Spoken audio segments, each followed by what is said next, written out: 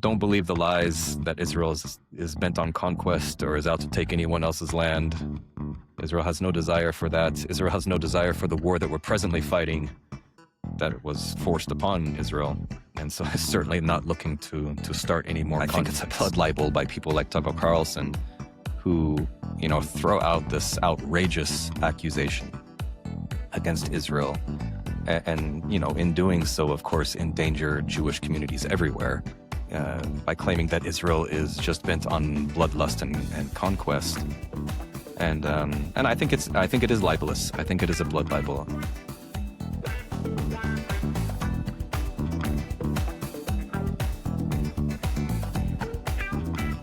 Hey, I'm Ryan Jones in Jerusalem for Israel Today, joined today by my fellow Israel Today editor David Shishkoff up in the Galilee. We're going to talk about the topic of Israel's biblical boundaries in relation to present controversy over the notion of a greater Israel.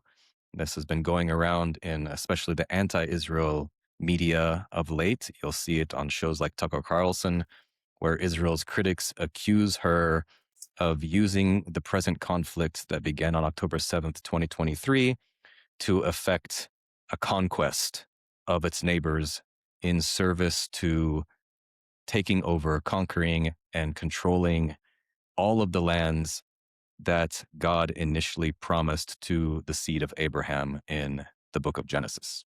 You're talking about from the river to the sea is the chant that some Palestinians will use, and there's some prophecies or some places in the Bible that talk about Israel at least controlling territory all the way up to the Euphrates River, which is in present-day Iraq and Turkey.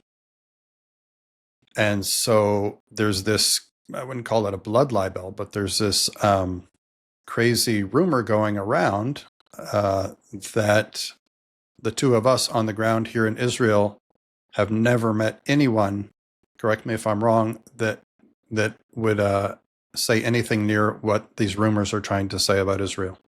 Yeah, I would say even your most quote-unquote radical Israeli activists, right-wing activists, are not advocating, certainly not openly, that Israel go and try to conquer most of Syria and all of Jordan and half of Saudi Arabia and parts of Egypt. No one is saying this. No one is advocating this. No one is pushing for this, certainly not from the government. I mean, it would be madness, of course, even if people were pushing for this.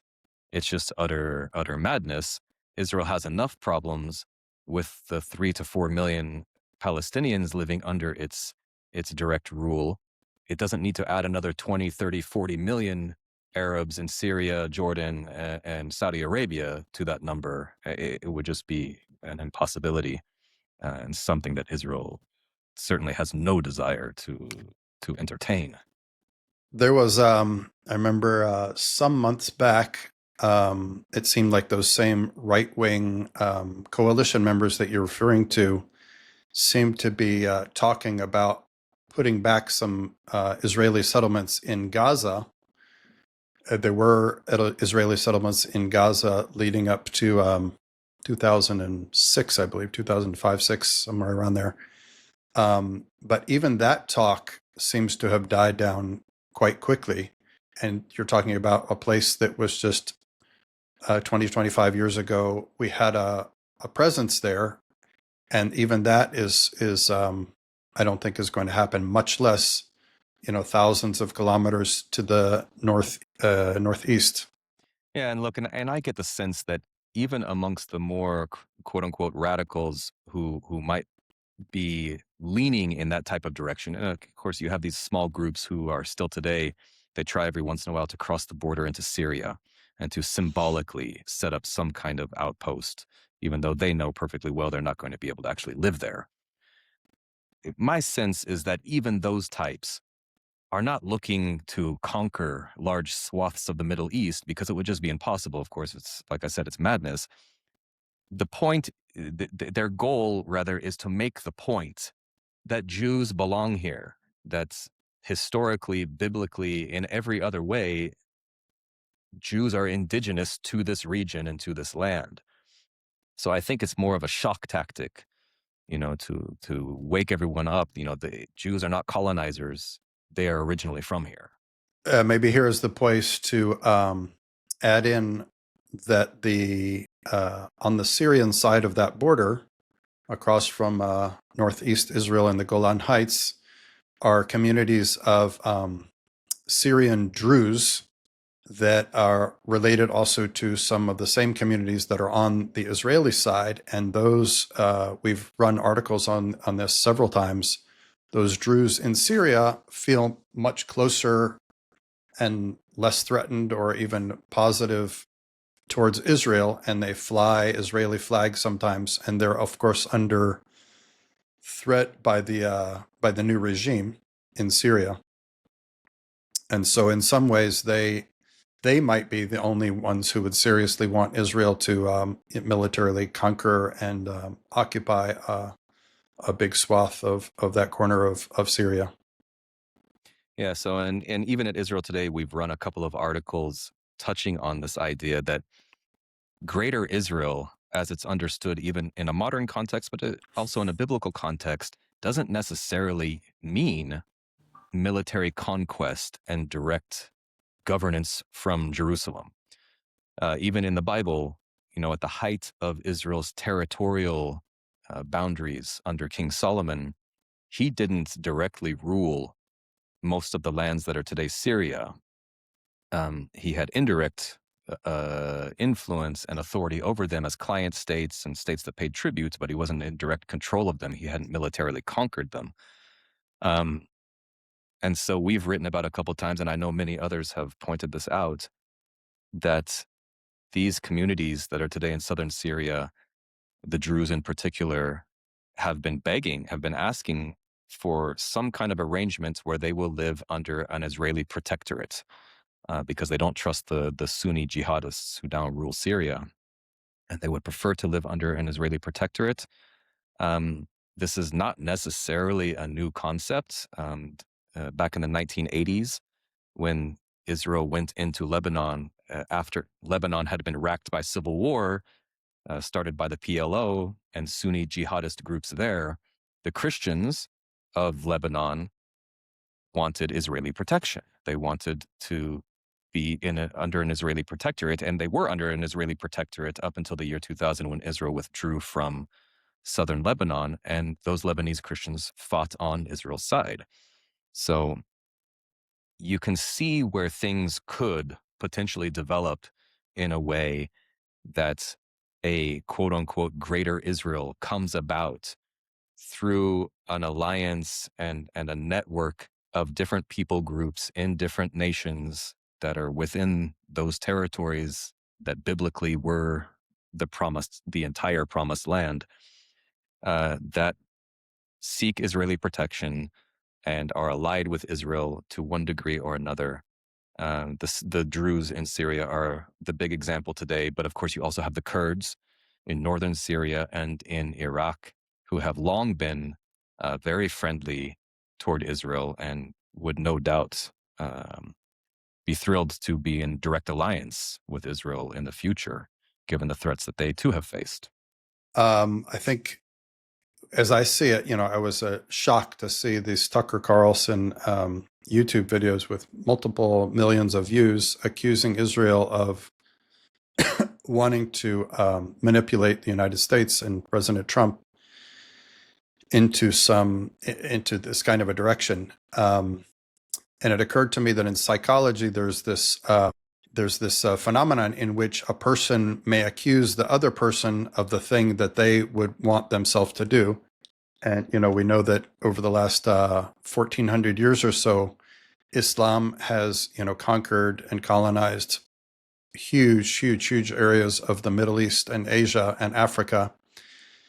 And so they would want to, the Muslim Ummah, the Muslim nation, would want to have complete control again of this little land of Israel. And there seems to be a psychological phenomenon in which some of these people are accusing Israel of wanting to conquer, whereas Israel, like you and I know from living here on the ground for dozens of years, does not have the desire to conquer any more territory, to be in charge of any more territory than we already are in charge of.